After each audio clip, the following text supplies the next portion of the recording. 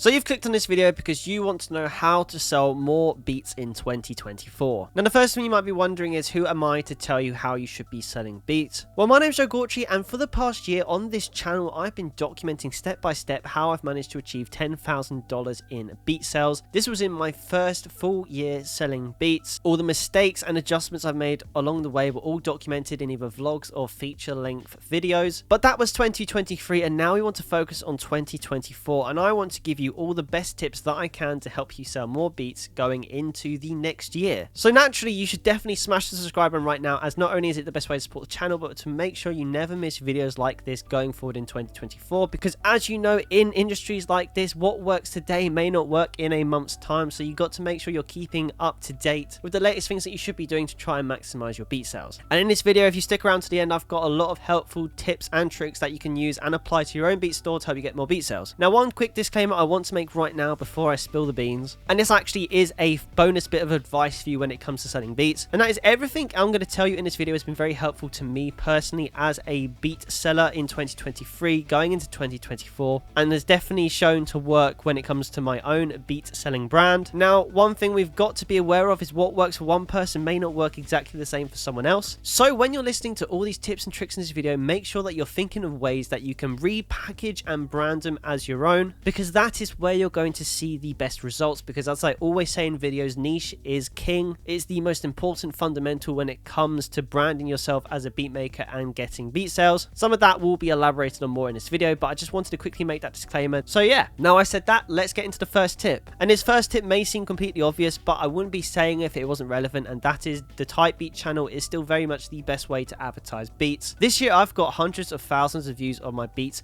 which have led to beat sales. And the best thing about a type beat channel is it is free marketing, because the reality is a lot of people do not have the sort of budget behind to do Facebook ads, Google ads, or invest in being on multiple beat selling sites. That free option of a type beat channel is still the best way to sell beats. Now you might be thinking, well, that's completely obvious, why are you even saying that? Well, that's because there's something else you should be doing with your type beat channels in 2024, which not enough people do, but I really think you should make the most of. And that is creating second and third channels when it comes to type beats. How this will really benefit you if you're someone who's got a very diverse catalog of beats. You should have a main channel, and now what you can do is create different channels in sub-genres. So if I'm using my own beat store as an example, what I mean by that is I upload pop instrumentals, and there's a couple of different sub-genres which I do. And recently this year I conducted an experiment where I created a synth pop beats only type beat channel and an indie pop beats only type beat channel, because these were two sub-genre beats which I uploaded a lot, and I get a lot of sales in BeatStars, but when it comes to the YouTube type beat channel, they just didn't perform very well. And I also wanted to see if reposting beats would actually work on YouTube, and the results so far have been very good.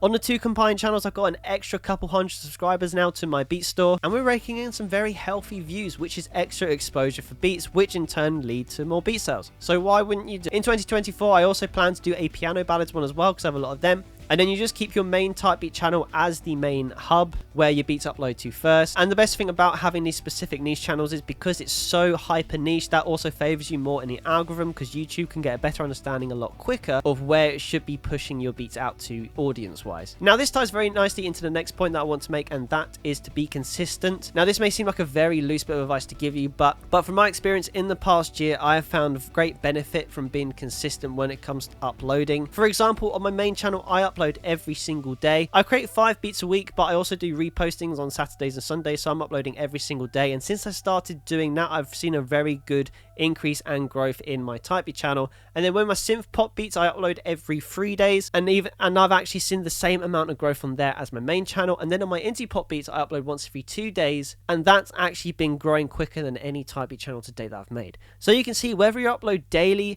2 days a week, or 3 days a week, it doesn't matter when it comes to growth for your channel. But the one thing that consistency does give you is reassurance from the algorithm that you're a content creator that they should be pushing their content out to, because you take it seriously. If you're a bit sporadic and just upload when you feel like it, not only will your audience quickly lose interest in you, but you'll also be forgotten about as well, because this is a very oversaturated industry, social media platforms in general nowadays. So it's very easy to get lost in the smoke, which is the industry. So at least having that consistency under you gives your audience an understanding of when they can expect new beats from you, which in early stages of uploading a beat could drive you more sales. Now, the next bit of advice I want to give you is a very interesting one, but trust me, it will work. And that is to raise your prices, but raise your discounts as well. Now, I'm thinking about you as the beat seller and trying to get more income for you as a beat seller. Everything inflation-wise obviously has been going up dramatically over the past couple of years, and what we could justify for selling beats now as, you know, creators nowadays, we can't actually justify it anymore because of inflation. You know, if you charge $10 for a basic license a couple of years ago, that wouldn't seem like a lot anymore. And you've always got to be raising your prices to match inflation. If we're getting economic for a second, but it just makes sense. But then you might worry that that actually might put buyers off buying your beats. But two things happen when you raise the value of your beats. The first one is you raise the value of the beat. Now, when something has more value to the eyes of a customer, that makes it feel like it's worth more, which makes your beat seem a little bit more important and actually a little bit more enticing. And the second thing is, by offering the big discounts all of a sudden, that means you're actually making more money on any discount or bulk deals that you do. But to the customer, they look like they're getting a good deal. And obviously, the higher the percentage discount, that number taken off looks very incentivizing to customers. And again, as I said, they look like they're getting a very good deal. And the beautiful thing about it is, because you got the big discount, not only does the customer get better value for money,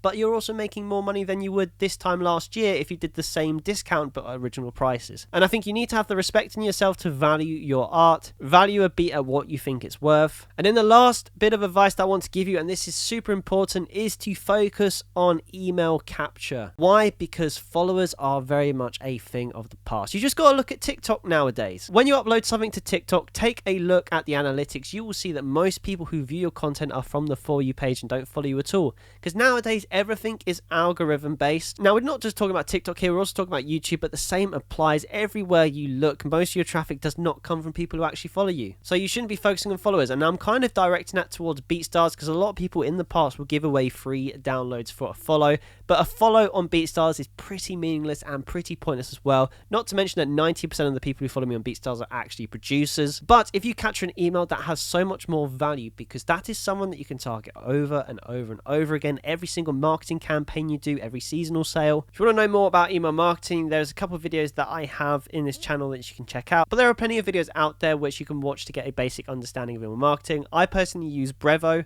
for all my email marketing. I've used them for years and I found them very good and a very fair price. But at the same time, don't feel you need to start email marketing till you feel like you're ready. But I definitely think you should be capturing emails, because that is one of the most valuable commodities that you can have in a customer, is their details to reach out to them and provide incentives for you to buy beats. But yeah, guys, that is the tips that you can use to sell more beats in 2024. Again, as I said at the start of this video, really think about ways that you can apply these tips to your own beat selling brand or store. You can even call it a business, to help you get more beat sales and improve your brand as a beat seller. And if you have made it so far, make sure to smash that subscribe button as well. So guys, thank you so much for watching. Keep making music, and I'll see you in the next video.